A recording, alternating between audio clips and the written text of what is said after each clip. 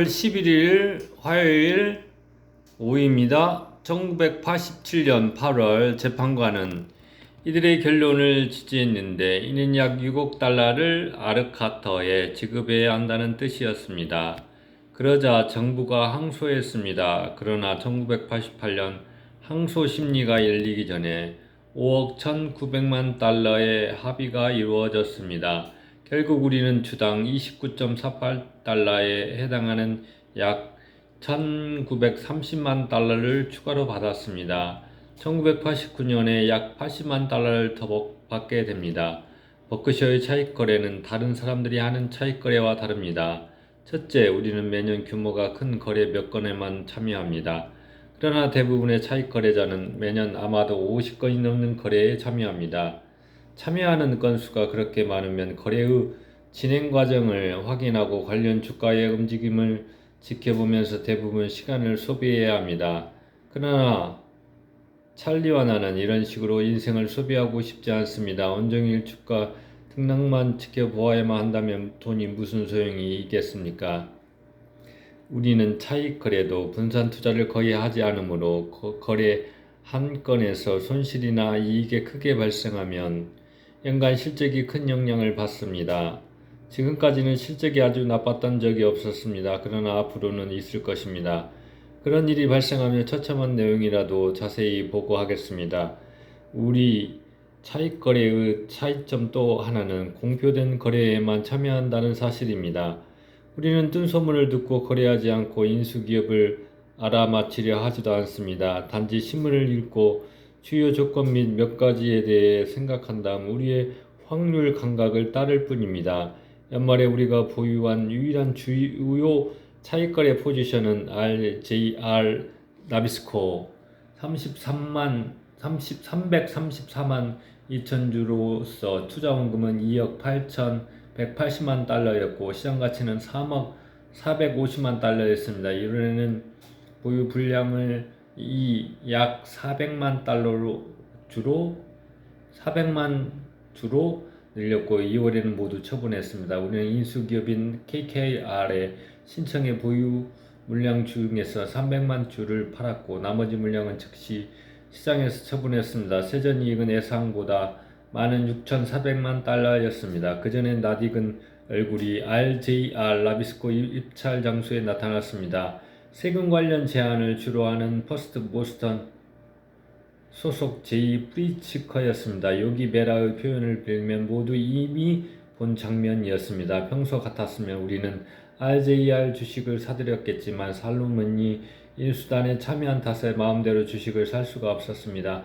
찰리와 나는 살로몬의 이사이지만 관례에 따라 살로몬의 인수합 및 합병 정보와는 차단되어 있었습니다. 우리가 그렇게 해달라고 요청했습니다. 그런 정보는 우리에게 도움이 되지도 않을 뿐더러 때때로 버크셔의 차익 거래를 막기도 하기 때문입니다. 그러나 살로몬은 RJR 거래에 이례적으로 거액을 제한했으므로 이사 전원에게 모든 정보를 제공할 수밖에 없었습니다. 이 때문에 버크셔는 RJR을 두 번만 살 수 있었습니다. 첫 번째는 경영진이 인수 계획을 발표한 직후부터 살로몬이 인수에 참여하기 전까지 며칠이었습니다. 두 번째는 훨씬 뒤 RJR 이사회가 KKR을 선택한 다음이었습니다. 다른 때에는 살 수 없었으므로 우리는 이 사직 때문에 막대한 손실을 본 셈입니다. 1988년에 우리가 차익거래로 좋은 실적을 올렸으므로 여러분은 1989년도에도 우리가 차익거래를 대규모로 벌일 것으로 기대할지 모릅니다. 그러나 우리는 관망할 것입니다. 한 가지 이유는 다행스럽게도 보유 현금이 감소했기 때문입니다. 우리가 장기간 보유할 주식이 대폭 증가했다는 말씀입니다. 연차 보고서를 정기적으로 읽은 분들은 아시겠지만 우리는 주식시장에 대한 단기 전망을 바탕으로 투자하지 않습니다. 개별 기업의 장기 사업 전망을 바탕으로 투자합니다. 이게 중요하죠? 개별 기업의 장기 사업 전망을 바탕으로 투자한다. 우리도 그렇게 해야 되죠. 장기 전망. 우리는 주식시장, 금리, 1년 뒤 경기에 대해서는 전망하지도 않고 전망해 본 적도 없으며 앞으로도 절대 전망하지 않을 것입니다.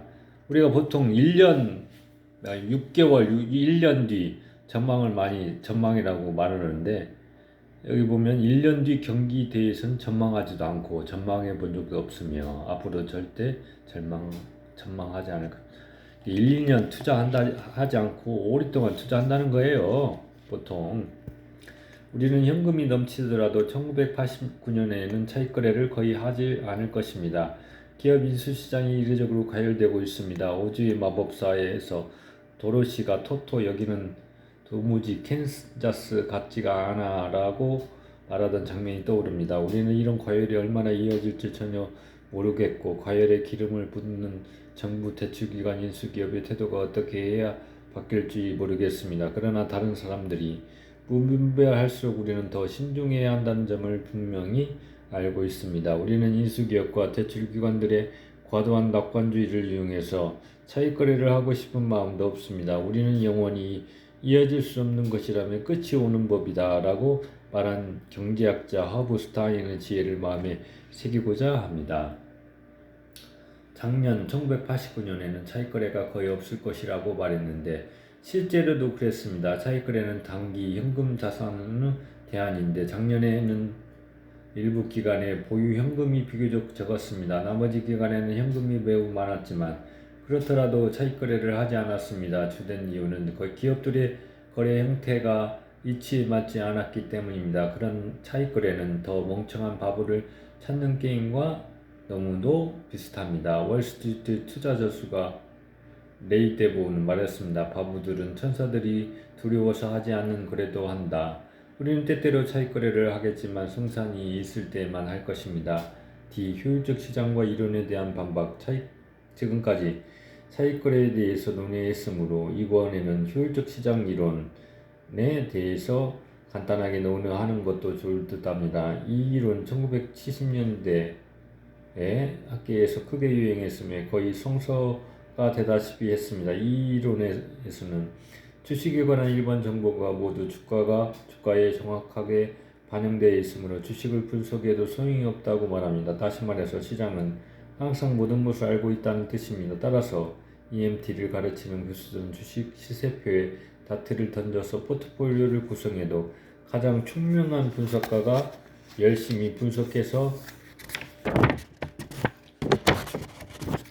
구성한 포트폴리오와 별 차이가 없다고 말합니다. 놀랍게도 학계뿐 아니라 투자 전문가와 기업 경영자들도 이 이론을 받아들였습니다. 이들은 시장이 자주 효율적인 모습을 확인한 다음 시장이 항상 효율적이라고 잘못된 결론을 내렸습니다. 그러나 자주와 항상의 차이는 낮과 밤만큼이나 큰 것입니다. 내가 그레이엄 뉴먼 버핏 투자조합 버크셔를 거치면서 63년 동안 계속 차익거래를 하는 것만 보아도 EMP가 얼마나 어리석은지 드러납니다. 다른 증거도 얼마든지 있습니다. 나는 그레이엄 뉴먼에 근무할 때 회사가 존속한 기간인 1926에서 1956년 후 차익거래 수익률을 분석해 보았습니다. 그러자 차익금 없이 거둔 수익률이 연 20%였습니다. 1956년부터 나는 그레이엄의 차익거래 원칙을 먼저 버핏 투자조합에 이어서 버크셔에 적용했습니다.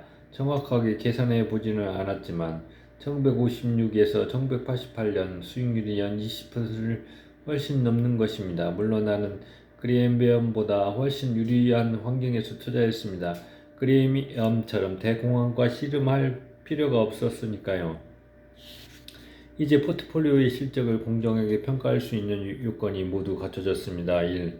63년에 걸쳐 3개 회사에서 수백 가지 증권을 거래한 실적이 있고 2. 행운 몇 건 때문에 실적이 왜곡되지도 않았으며 3. 모호한 사실을 파헤치거나 제품과 경영진에 관해서 예리한 통찰력을 발휘할 필요 없이 단지 공표된 사건만을 이용했고 4. 차익거래 영역이 명확하게 정의되었습니다. 사후의 임의로 선택하지 않았습니다.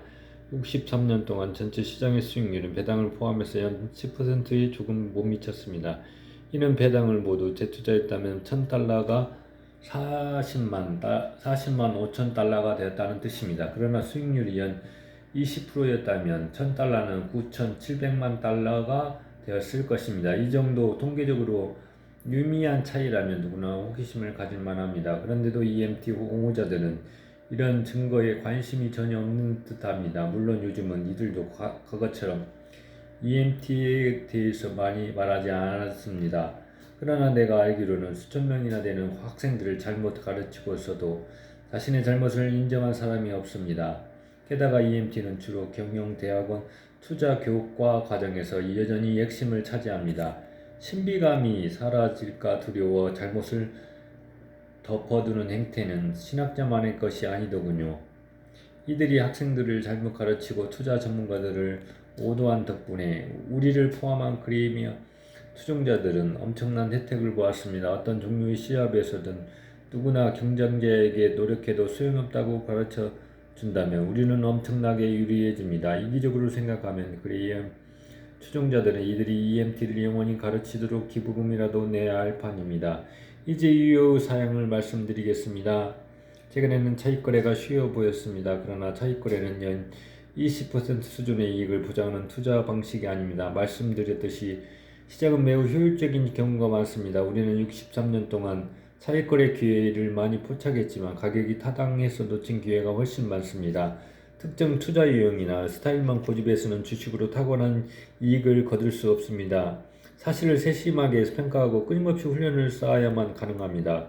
아무 차익거래나 이용하는 것은 다트를 던져 포트폴리오를 구성하는 것과 다를 바 없습니다. 탁월한 경영자가 이끄는 탁월한 기업이라면 우리는 그 일부를 영원히 보유하고 싶습니다. 일부 투자자들은 기업의 실적이 좋으면 서둘러 팔아 이익을 실현하고 실적이 나쁘면 끈질기게 보유하지만 우리는 정반대로 투자합니다. 피터 린치는 일부 투자자의 이런 행태가 꽃을 뽑아내고 잡초에 물을 주는 것 같다고 말했습니다. 우리는 이해할 수 있으면서 실적도 견실한 기업의 주식을 판다면 이는 되게 어리석은 짓이라고 여전히 생각합니다. 이런 기업은 찾기가 너무나 어렵기 때문입니다. 흥미롭게도 회사 운영에 몰두하는 경영자들은 이런 이치를 잘 이해합니다. 오회사는 장기 전망이 탁월한 자회사라면 어떤 가격에도 팔지 않을 것입니다. CEO는 가장 중요한 기업을 왜 팝니까? 라고 말할 것입니다. 그러나 같은 CEO가 주식 포트폴리오를 운영할 때에는 완전히 달라집니다. 주식 중개인의 피상적인 주장 및 몇 마디에 즉시 이 기업에서 저 기업으로 갈아탑니다. 아마도 최악의 사고방식은 이익을 실현한다고 거덜나는 법은 없다일 것입니다. 최고의 자회사를 팔자고 CEO가 이 사회에서 이렇게 주장하는 모습을 상상할 수 있습니까? 사업에 통하는 이치는 주식에도 통합니다. 탁월한 기업을 보유한 대주주가 주식을 끈덕지게 보유하는 것처럼 투자자도 탁월한 기업의 주식을 소량이라도 끈덕지게 보유해야 합니다. 탁월한 기업의 주식을 소량이라도 끈덕지게 보유해야 합니다. 저는 삼성전자를 끈덕지게 보유해 보겠습니다. 앞에서 나는 1919년 코카콜라에 40달러를 투자했다면 얼마나 되었을지 이야기했습니다. 코카콜라가 소개되고 50년도 더 지나 미국의 상징으로 확고하게 자리잡은 1938년 포춘에 탁월한 기사가 실렸습니다. 두 번째 문단에서 기자는 이렇게 썼습니다. 진지한 건물 투자자가 해마다 몇 번씩이나 코카콜라를 유심히 지켜보면서 실적에 깊은 경의를 표했지만 투자에게 하기에는 너무 늦었다고 아쉬워했다. 시장이 포화 상태에 이르러 경쟁이 치열해졌다고 두려워한 것이다. 물론 경쟁은 1938년에도 있었고 1933년에도 있었습니다. 그러나 1938년에는 코카콜라가 2억 700만 상자 팔렸지만 1993년에는 50배가 넘는 107억 상자나 팔렸습니다. 1938년의 파티가 끝난 것이 아니었습니다. 1919년에 40억 달러를 투자해서 1조를 샀다면 1938년 말에 3,277달러가 되었지만 1938년에 새로 40달러를 투자했다면 1993년 말에는 2만 5천 달러가 되었습니다. 1938년 포춘 기사를 한 번만 더 인용하겠습니다. 코카콜라와 같은 대기업이 코카콜라처럼 변함없는 제품을 팔아 10년 매출 기록을 세운 애는 찾아보기 어렵다. 이후 55년이 지나갔고 코카콜라의 제품 종류가 다소 늘어났지만 이 표현은 여전히 놀라울 정도로 맞아 떨어집니다. 오래전에 찰리와 나는 평생 투자를 해도 현명한 결정을 수백 번 내리기는 너무도 어렵다고 판단했습니다. 이제 버크셔의 자본이 급격히 증가해 잘못된 결정을 내리면 실적이 크게 나빠질 수 있으므로 이런 걱정이 더 커지고 있습니다. 따라서 우리는 현명한 결정을 자주 내리지 않아도 되는 전략을 채택했습니다. 사실 이제 우리는 좋은 아이디어를 1년에 한 번만 내기로 했습니다. 찰리가 올해는 자기 차례라고 말합니다. 우리 전략은 일반적인 분산 투자 이론을 따르지 않습니다. 따라서 전문가들은 우리 전략이 전통적인 분산 투자 전략보다 더 위험하다고 말할 것입니다. 그러나 우리 생각은 다릅니다. 집중 투자 전략을 사용하면 기업을 더 강도 높게 분석할 수 있고 기업의 경제 특성에 대해서 더 안심할 수 있으므로 오히려 위험을 낮출 수 있다고 생각합니다. 이때 우리는 위험을 사전과 마찬가지로 손실이나 피해 가능성으로 정의합니다. 그러나 학자들은 투자 위험을 다르게 정의합니다. 이들은 주식이나 포트폴리오 상대적 변동성, 즉 전체 주식의 변동성과 비교한 변동성이라고 주장합니다. 이들은 데이터와 통계 기법을 사용해서 주식의 베타를 정확하게 계산하고 이를 바탕으로 난해한 투자 이론과 자본 배분 이론을 수립합니다. 그러나 당일 통계치로 위험을 측정하려고 집착하다 보니 근본 원리를 망각합니다. 정밀하게 맞추려다 완전히 빗나가는 것보다 대강이라도 맞히는 편이 낫다라는 원리 말입니다. 기업의 대주주가 보기에 학계에서 정의한 위험은 완전히 빗나가서 터무니없을 정도입니다. 예를 들어 베타 이론에 의하면 어떤 주식이 시장보다 더 가파르게 떨어지면 우리가 1973년에 산 워싱턴 포스트처럼 말입니다. 그 주식은 가격이 싸졌는데도 가격이 높을 때보다 더 위험해집니다. 훨씬 싼 가격의 기업을 인수하라는 제안을 받아도 과연 이런 식으로 생각할까요? 사실 진정한 투자자는 변동성을 환영합니다. 그레이엄이 현명한 투자자 8장에서 그 이유를 설명했습니다. 여기서 그레이엄은 미스터 마켓을 소개했는데 매일 찾아와서 당신의 주식을 사주거나 당신에게 주식을 팔아주겠다고 제안하는 부지런한 사람입니다. 이 친구의 조울증이 심해질수록 투자자는 더 큰 기회를 잡을 수 있습니다. 오늘은 팔려고 하고 내일은 살려고 하고 하는 그런 조울증을 말하는 말입니다. 시장이 거칠게 오르내리면 간혹 간전한 기업이 터무니없이 싼 가격에 거래될 수도 있기 때문입니다. 이게 중요합니다. 그러니까 우리는 여윳돈으로 꾸준히 사는 거예요. 오를 때도 있고 내릴 때도 있지만 꾸준히 사는 거죠. 여윳돈으로. 주식 수를 늘려가는 거예요. 10주, 100주, 1000주, 만주, 10만주. 투자자는 이런 가격 움직임을 무시할 수도 있고 이용할 수도 있는데 단지 변동성이 높다는 이유로 더 위험해졌다고 주장하는 말을 나는 도무지 이해할 수가 없습니다. 위험을 평가할 때 순수하게 베타만을 고집하는 사람은 그 회사가 생산하는 제품이 무엇이고 경쟁자들의 동태가 어떠하며 차익금 규모가 얼마나 되는지에 전혀 무관심합니다. 심지어 회사의 이름조차 알려고 하지 않습니다. 그가 중시하는 것은 과거 주가 움직임입니다. 이게 이제 기술적 분석이라 가지고 차트 분석하는 거잖아요. 과거는 과거일 뿐이라고 저는 생각합니다. 반면에 우리는 과거 주가가 없어도 전혀 상관치 않습니다. 대신 회사를 더 잘 이해하게 해주는 정보라면 어떤 정보라도 탐색합니다. 따라서 우리는 주식을 산 다음 시장이 1, 2년 문을 닫아도 걱정하지 않을 것입니다. 지분을 100% 보유한 시즈캔디나 H.H. 브라운의 일일 호가가 나오지 않더라도 전혀 상관없습니다. 하물며 지분이 7%에 불과한 코카콜라의 호가가 왜 필요하겠습니까? 투자자가 진정한 위험을 측정하려면 투자로부터 회수하는 세후 원리금 합계가 투자 원금의 구매력에 적정 이자를 더한 금액 이상인지 계산해 보아야 합니다. 이 위험을 아주 정밀하게 계산할 수는 없겠지만 대개 유용한 수준으로는 판단할 수 있습니다. 이 평가와 관련된 주요 요소는 다음과 같습니다. 1. 사업의 장기 경제성을 평가할 수 있다는 확신. 2. 경영진이 기업의 잠재력을 충분히 실현하고 현금 흐름을 현명하게 활용할 능력이 있는지 평가할 수 있다는 확신. 3. 경영진이 이익을 자신이 챙기지 않고 주주들에게 돌려준다는 확신. 4. 매입 가격. 5. 세금과 인플레이션 수준. 구매력 기준으로 투자 실적을 평가해야 하므로 이런 요소들은 어떤 데이터베이스에서도 뽑아낼 수가 없으므로 분석가들은 지극히 무모하다고 생각할 것입니다. 그러나 이런 요소들은 계량화하기 어렵다고 해서 중요성이 사라지는 것이 아니고 극복할 수 없는 문제도 아닙니다. 대법원 판사, 스튜어트가 외설의 기준을 공식화하지 못하면서도 보면 안다라고 주장한 것처럼 투자자들도 복잡한 수식이나 과거 가격 흐름을 알지 못하더라도 투자에 내재하는 위험을 알 수 있습니다. 코카콜라와 질레트의 장기 사업 위험이 예컨대 컴퓨터 회사나 소매 회사보다 훨씬 낫다고 판단하기가 그토록 어려운가요? 코카콜라는 세계 청량음료 시장 점유율이 약 44%이고 질레트는 세계 면도기 시장 점유율이 금액 기준으로 60%가 넘습니다. 니글리가 지배하는 껌 시장을 제외하면 다른 선도기업이 이렇게 오랜 기간 세계 시장을 지배한 예를 알지 못합니다. 게다가 최근 코카콜라와 질레트는 세계 시장 점유율을 더 높였습니다.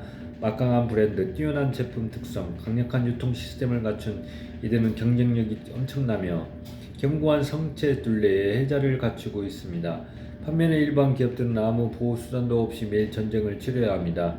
피터 린치가 말하듯이 차별화가 안 된 제품을 판매하는 회사의 주식에는 경쟁 때문에 위험할지도 모릅니다라고 경고 딱지라도 붙여야 할 것입니다. 코카콜라와 질레트의 경쟁력은 아마추어의 눈에도 뚜렷이 보입니다. 그러나 이들의 베타는 경쟁력이 없는 평범한 기업들의 베타와 비슷합니다. 이렇게 베타가 비슷하다고 해서 사업 위험을 평가할 때 코카콜라 질레트의 경쟁력을 무시해야 할까요? 또는 주식을 보유하는 위험은 사업에 내재하는 장기 위험과 전혀 다르다고 판단해야 할까요? 우리는 둘 다 잘못이라고 보며 베타와 투자 위험을 동시하는 것은 의미가 없다고 생각합니다. 이론가가 만들어낸 베타로는 예컨대 애완용 돌이나 훌라 후프 한 제품만 판매하는 왕구 회사가 더 위험한지 아니면 모노폴리나 바비 인형 한 제품만 판매하는 왕구 회사가 더 위험한지도 구분하지 못합니다. 그러나 일반 투자자들도